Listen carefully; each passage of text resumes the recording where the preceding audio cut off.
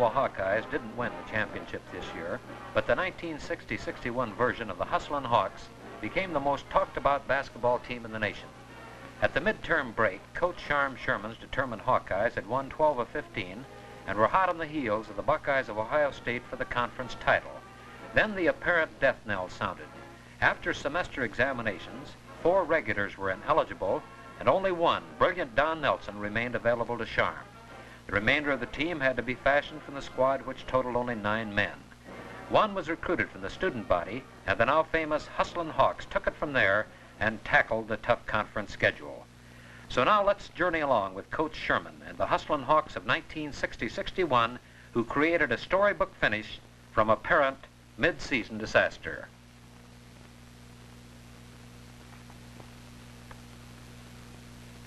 Well, preseason estimates placed the Iowa Hawkeyes near the middle of the Big Ten Conference, and a narrow 77-75 squeak in the opener against a good South Dakota State team didn't hint of the many good things to come. Scheuerman's first semester team had Nelson and Harris at forwards, Allen at center, Maher and Zager along with Matt Ciccone at the guard positions. This South Dakota State team later won their conference and ended up 3rd in the nation in the small college tournament. Here is action from that game. The Hawkeyes are in white, as they always are in their home games. This is South Dakota State in black on the attack. The ball game was tough all the way through, and a brilliant defensive situation, but the Hawkeyes were able to hold that lead in the final seconds of the game. Identifying the Hawkeyes, this is Zager to Denny Runge, and a long push shot by the senior from Calumet puts the Hawkeyes in the lead early in the ball game. Iowa continues to battle. This is Allen starting his fast break, and leading it and finishing it is Mike Woods, who lays it in, and the white-shirted Hawks are far out in front at this stage of the ball game, but the South Dakota team caught up and made a thrilling finish. At the free throw line, the South Dakota State team, here is Ron Zager again in the front court. This is Iowa's first semester team. Frank Allen to Woods, in the corner to Runge. All in just a moment, All-American Don Nelson, the one that we feel is an All-American, will have it. The Hawks won this one 77-75. Coach Scheuerman and his Hawkeyes ran into a potent man-for-man defense when they faced the St. Louis Billikens at home on December 10th, a team that finished 2nd in the National Invitational Tournament, incidentally. Scheuerman felt this game clearly showed his boys the value a good defense can play in basketball. When your team has an off night in shooting, a tight, aggressive defense can pull you through. They learned their lesson well, as later developments and statistics proved that Iowa's Hawkeyes were the best defensive team in the Big Ten. Big Bevo Nordman led this St. Louis Billiken team to the win over the Hawkeyes. So let's watch some action from the St. Louis Hawkeye game. Iowa is in white, and the black-shirted Billikens very clawing and very determined on defense. And the Hawk picked up a lot of good points in watching the Billikens on defense in this game. It later proved invaluable in their second-place finish in the Big Ten. This is Big Bevo Nordman, one of the biggest players in collegiate circles today, later injured and did not finish out the season. This is Frank Allen rebounding for the Hawkeyes, and an interception by Mankowski as the Billikens continue to fight back. Rough, tough play here as a Missouri Valley Conference team from St. Louis battles Iowa Hawkeyes. Ron Zager to Dave Maher, who slips it in on the side. This is the St. Louis Billiken team on offense again. Watch the very fine footwork of the Hawkeyes on defense. Denny Runge. This is Ron Zager on defense, and now Don Nelson holding the Hawkeyes in this ball game with St. Louis. A December 10th game at Iowa City, with St. Louis winning a thrilling ball game 61-55. Cautious play with the sharp-breaking Billikens kept the Hawkeyes' footwork in constant threat all during the game. This is Bevo Nordman again, showing his tremendous drive under the basket as Runge and Nelson start a fast break, ending up in the hands of Dave Maher in the corner to Nelson, who hits from the side. Iowa 55 and St. Louis 61. The Arizona Wildcats were the victims of an Iowa record when the hot-shooting Hawkeyes hit a total of 105 points to erase the old high mark of 103 set many years ago. Contributing to the actual tying and breaking of that new high total were reserves Joe Reddington, Joe Novak, Dick Shaw, Tom Purcell, and Mark Shantz. This was the last game before Christmas and the final appearance in Iowa City before the old Gold and Black upset all odds and won the Los Angeles Classic out on the coast. Before we forget this, the unheralded Hawks beat California in 4 overtimes, 83-80, an Iowa record incidentally. Then they beat Southern Cal and UCLA. This tournament gave the Hawkeyes national ranking, and the players you're watching now were destined to play a very important role later in the season.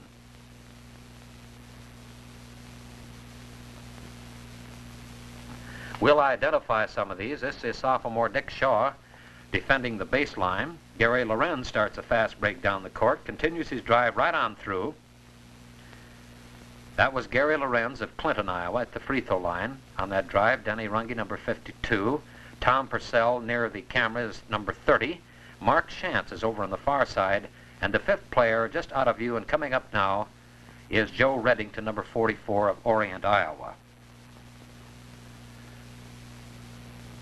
Iowa battling Arizona and setting a new offensive record for the Iowa Hawkeyes.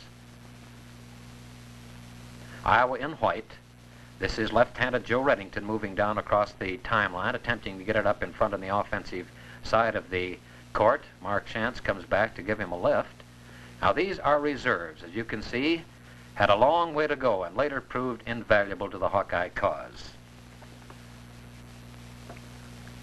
Well, the first conference test for Iowa's once-beaten Scrappers was Minnesota on January 7th here in Iowa City. The Hawks battled, rebounded, and hounded the bewildered Gophers and held them to a total of 16 points at the half. This was quite a feat in these times of high-scoring basketball, and in the meantime, Iowa's amazing point-getters had run up 40 points at halftime, 40-16. Brilliant Don Nelson on a drive-in layup against the Gophers. The Gophers with the ball right now, attired in a very pale gold. The Hawkeyes are in white, playing at home. Identifying some of the Gophers: Grigas, Magdance, Erickson, McGran, a tall, talented Gopher team that later went on to end up fairly well in the conference, but the Hawkeyes were able to pin it on them twice during the 1960-61 season. Iowa did a tremendous job on defense against the Gophers, as we mentioned, holding them to 16 points at the half, running up 40, and completing a 71-46 victory at Iowa City against the Golden Gophers. A year ago, Minnesota had run up a fantastic 72 shooting percentage, and the Hawks were out for revenge. That was Nelson rebounding, handing to Dave Maher on the near side. Maher into Zager, the 2 watch-charm guards of the first semester team of Iowa Hawkeyes. Tommy Harris from Batavia, Illinois on the side. This is Maher once again dribbling up, trying to get the ball over to Nelson on the high post. Don Nelson trying to break through, lobs it on the near side to Tommy Harris. A foul called, and Harris at the free throw line, adding a point to the Iowa total. The Gophers were bewildered by this very tight man-for-man defense the Hawkeyes threw up, and all afternoon here in Iowa City on a televised game, the Hawkeyes kept the pressure on and defeated the Gophers 71-46 here in Iowa City. This is Don Nelson with the ball, number 15, made the All-Big Ten team and Iowa's most valuable player for the year, and one of the real fine basketball teams in the nation. Ron Zager, a senior from Depew, Illinois, trying to lob in. As we near the end of the game, Iowa 71, Minnesota 46. The talent-laden Illini from Champaign-Urbana were met on January 16th at Iowa City. Now, this was a potent team with Downey, Colangelo, Small, Burwell, Wessels, and others. And the old Gold and Black whittled them down to size and ran their conference record to 4 wins without a defeat, and their season's record to 12-1, a loss to St. Louis, their only setback at this time. They finished off the Illini in this ball game 78-71 here in Iowa City. Again, the Hawks hit about 43% of their shots, and the brilliant Don Nelson contributed 25. This was the only game between the schools this season, and the old Gold and Black, after polishing off the Illini, were 4-0 in the conference. Colangelo hitting a left-handed push shot for the Illini. The Hawks on the attack now in white. This is Don Nelson. Wessels against him. This is Allen getting a handoff and a jump shot up under the basket. Good for Allen. And the Hawkeyes cutting the Illini up on defense. And now the Hawkeyes, this is Bill Burwell. Defensive play supreme by the Hawkeyes. Dave Maher up in the front court. This is Tom Harris once again, 6 feet 5 inches to Maher to Zager. Zager jump shoots from way out on the court. It's a little bit short, and the Illini take over. The scrappy Hawkeyes still battling at the free throw line, the Illini. The Hawkeyes on the attack once again. Around the horn it goes, Zager to Tommy Harris. A long jump shot is good, and the Illini on the attack once again. Big Burwell playing the high post has an interception by Frank Allen, and Allen slows it down to teammate Tom Harris, to Zager. Zager tries to go, gets a screen from Nelson. The Hawks won it 78-71.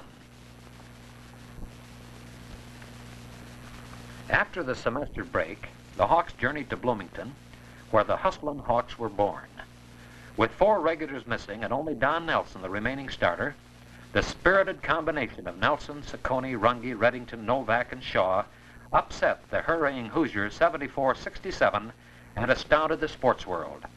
Coach Scheuerman called this his greatest thrill in a long line of playing and coaching highlights. He'll never forget it. This group of scrappers played defense as if they had invented it, and with this great victory at Bloomington, captured the hearts of Hawkeye fans and sports fans all over America. Let's watch a portion of the first game the Hustlin Hawks played as a unit. Iowa's in black, battling against a driving Bass. The Hawks' Matt Ciccone in possession of the ball. Brilliant and fast. He drives and works out at the free throw line on the foul. The Hawks have a 2-point lead late in the ball game and run it out. Matt hits 2 from the charity line here. This game at Bloomington, and the tall, talented Hoosiers fight back on the attack. This is Reddington on defense. Joel Novak moves up. Reddington switches on the driver, and a foul called against the Hustlin Hawks late in the game at Bloomington. This is rebounding attempts by the Hoosiers that are thwarted by the Hawkeyes, Novak and Ciccone. Ciccone's speed bringing him up into the front court on the side. Controlling the ball. They have a lead, and they want to keep it. There is a foul called. Matt Ciccone once again at the free throw line, and the Hawks have this one sewed up at Bloomington, Illinois. But the Hoosiers are fighting back, trying to get back in the closing seconds, and they really scrap under the basket. And Joe Novak shooting down at the far end of the field on the defensive foul against the Hoosiers. Here they come once again driving down the court. The Hawkeyes scrambling around them. Ciccone attempting to block the shot. They go high for the rebound. And these are the closing seconds of the game at Bloomington, Indiana. And there you have it, a brilliant 74-67 win by the Hustlin Hawks at Bloomington, Indiana.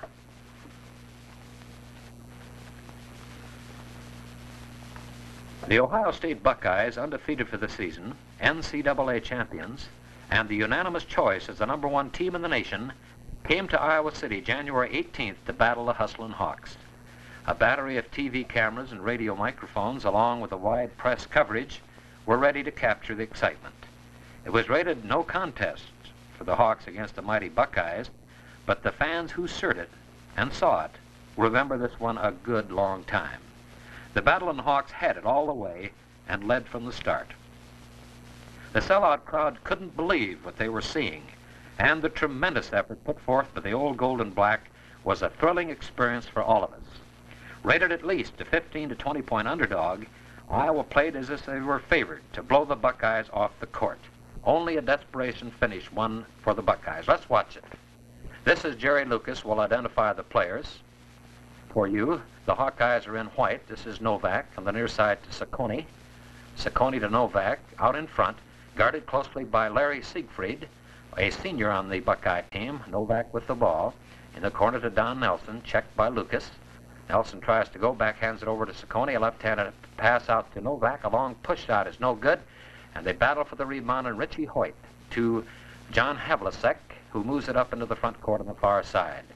We'll describe the thrilling finish of this. This is an All-American play. An All-American Lucas is there to put it in. The Hawks, Runge hands to Novak. Novak's dribbling in the corner to Nelson. Nelson to Runge. Fakes a pass to Runge, finally hits him. Runge turns, jumps, shoots it up, no good, and Lucas comes down for the Buckeyes. We're nearing the end of this thrilling ball game. Siegfried across the timeline as Novak checks him. Here's slippery Mel Noel. Richie Hoyt passing to Siegfried is hit out of bounds by the Hawkeyes, and Noel shoots it in out on the court to Lucas, and a foul is called, and the Buckeyes make it. Here is Ciccone jumping, missing, rebounded by Nelson. Nelson gets a shot from the side. It's good, and the foul is called, and Nelson contributes a three-point play. This is Nelson. The Hawks are three behind, rather, and Nelson closes it up to one behind. The Buckeyes are now protecting a one-point lead with about 25 seconds to play. Here is Lucas. Lucas out on the court on the far side to Hoyt. Now to Knight in the ball game. Lucas to Siegfried, who misses it. The Hawks have possession with 18 seconds to play, and watch Reddington call timeout. He does.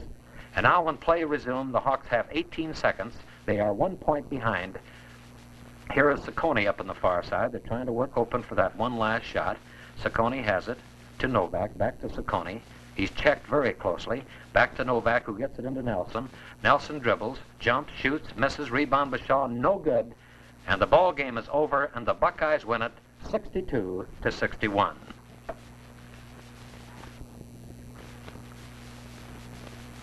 Well, the Iowa-Minnesota rematch at Minneapolis was strictly an Iowa night. Previously, the Hawks had held the Gophers to 46 points in Iowa City, and they're out to make it two straight over our arch rivals from the north. Again, a splendid exhibition of determined man-for-man defense was the answer. This Iowa version of the undermanned Hawks took the initiative and were never headed. After a close start, the Hustlers broke the game wide open in the second quarter, and there was nothing the Gophers could do about it. The game ended Iowa 61, Minnesota 43, and that's real defense in this period of high-scoring offenses. Iowa's in black on the road as Novak crosses the timeline against the Gophers. On the far side is Reddington to Nelson.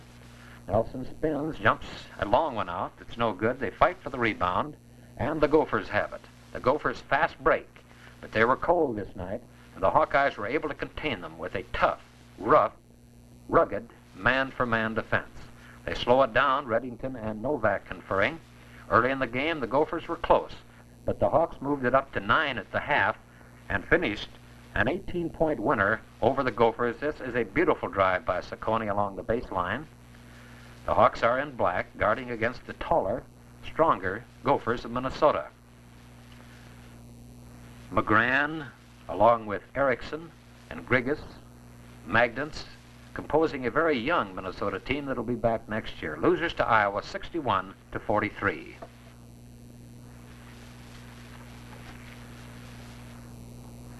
Well, this game in Iowa City with the Purdue Boilermakers was for second place in the conference, and the Hawkeyes out-hustled and outsped the Boilermakers throughout this ball game. This was one of the roughest games played in Iowa City this year. Featuring All-American and Olympic star Terry Dischinger, Purdue had given Iowa a 6-point defeat in Lafayette earlier in the year, and the Hawks were out to even things up, and they did it. Purdue has McQuitty, All-American Dischinger. The Hawks are in white. Here comes Matt Ciccone down the far side of the floor. Jumping, shooting, no good, and they scrap for the rebound. A lot of rough, rugged action in this Purdue game. Ciccone to Nelson, a beautiful roll shot from under the basket against Dischinger, showing the versatility of this boy. Here is Dischinger with tremendous speed trying to get his shot away. He ended up outscoring Nelson, but everyone felt that Nelson played him at least even, if not more than held his own. This is Dick Shaw trying to score from under the basket on a hook shot, but he contributes from the charity line. Purdue was fast, Purdue was rugged, and actually ended up the season in a tie for Iowa for second place. Beautiful defensive play by Dick Shaw to Tom Purcell from Clarion, Iowa, down the court to Joe Reddington. Reddington, Purcell. This is Reddington now moving out in front. Watch the nice team control of the Hawkeyes. This is Nelson again. And another brilliant move by Don is just a little bit short, but the Boilermakers fast breaking now against Iowa's Hawkeyes. Purdue didn't have it this night. The Hawks out-battled them, out-hustled them, and the brilliant Matt Ciccone pushes one far down the court to Tommy Purcell. This is Don Nelson battling against the Purdue Boilermakers. Watch this brilliant shot by Nelson. Iowa won it over Purdue here in Iowa City by an 11-point margin of 73-62 after holding a 10-point lead at halftime. We'll get another chance to see the speed of Terry Dischinger of Purdue. Well, the final at McGaw Fieldhouse in Evanston against the Wildcats at Northwestern was another page in the books of thrills and achievement by Sharm's Hustlin' Hawks. Don Nelson is pulling the Hawkeyes up to within 1 point late in the ball game as they're trailing Northwestern. The Iowa Hawkeyes have it in their possession, passing the ball around the horn, trying for one shot. The ball goes in to Joe Reddington, who makes a brilliant jump shot from 17 feet away, and the Hawks have a 63-62 lead. In the final seconds of the play at McGaw Fieldhouse, the Hawks are battling desperately to hold on to that 1-point lead. The Hawkeyes are in black, the Wildcats are in white. Desperation finish here at Northwestern. This is Matt Ciccone on the far side to Don Nelson. The ball game is over, and the Hawkeyes won it, tied for second in the conference, and the youthful, brilliant coach of the Iowa Hawkeyes, Scheuerman, gets a much-deserved ride into the dressing room. A tremendous finish to a brilliant season in 1960 and 61. And say, wasn't this a great season? Our only loss for the next season will be senior Denny Runge, who played a big role in the great season. Brilliant, outstanding Don Nelson, all Big Ten and most valuable for the Hawkeyes. He'll be back, and he'll be an All-American. This hard-working, dedicated coaching staff, led by 26-year-old strategist Sharon Sherman and assistant Bob King, freshman coach Dick Schultz and Les Cuney, and the foursome. This quartet has great hopes for the future. Iowa basketball is in wonderful hands. Well, this team made a lot of records, but the records are not what made this season successful. The first half of the season, the entire state and most of the nation followed these Hawks with an interest that was almost unbelievable. The word pride best describes the quality these young athletes possessed. Pride in themselves, pride in their school, and pride in their state. This was one of the most successful teams in Iowa history, but the way they did it with hustle, pride, and a hounding defense won for Coach Sherman, his staff, and his Hustlin' Hawks immortality in the annals of Iowa basketball. On the basis of his team's showing in their national ranking, Sherman was honored as Coach of the West team in the annual East-West charity game and was third in the voting as Coach of the Year. Iowa may have a better team in the future. We hope they do. But we wonder if they will ever have one to surpass the respect and admiration earned by the Hustlin' Hawks of 1960-61.